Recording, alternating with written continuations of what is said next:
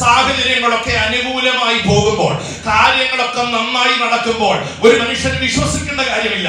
വിശ്വാസം ഇല്ലാതെ തന്നെ ഒരു വ്യക്തിക്ക് എന്ത് ചെയ്യാം?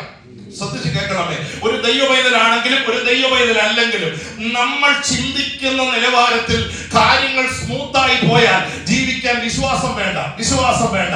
ദൈവത്തിന്റെ സ്തോത്രം. ആ എനർജിയിൽ നമുക്ക് മുന്നോട്ട് പോകാൻ കഴിയും. എന്നാൽ എപ്പോഴാ വിശ്വാസം നമ്മുടെ ജീവിതത്തിൽ പ്രാവർത്തികമാക്കുന്നത്? ശ്രദ്ധിച്ച് കേൾക്കണമേ.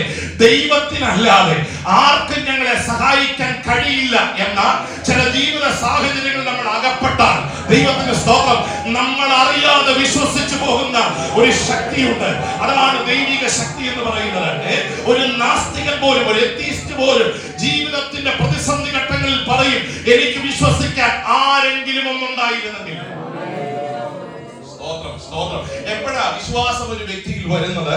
ധൈര്യം നഷ്ടപ്പെടുമ്പോൾ, പ്രതീക്ഷ നഷ്ടപ്പെടുമ്പോൾ, സാഹചര്യങ്ങൾ തകിടം മറിയുമ്പോൾ, പ്രതീക്ഷിക്കാത്ത വഴികളിലൂടെ നടക്കുമ്പോൾ, മനസ്സ് തളർന്നു പോകുമ്പോൾ, വിശ്വസിക്കാൻ കൊള്ളാവുന്ന ഒരാൾ നമുക്കുണ്ടായേ മതിയാകും. അല്ലാതെ പിടിച്ചു നിൽക്കാൻ ഒരു ദൈവപൈതലിനോ അല്ലാത്ത വ്യക്തിക്കോ കഴിയുകയില്ല. ദൈവത്തിന്റെ സ്തോത്രം. ഇന്ന് പകൽ ഈ വചനം പ്രസംഗിക്കുമ്പോൾ ആ നായകനെ ഞങ്ങൾ ഉയർത്തുന്നതിൽ അഭിമാനമുണ്ട്.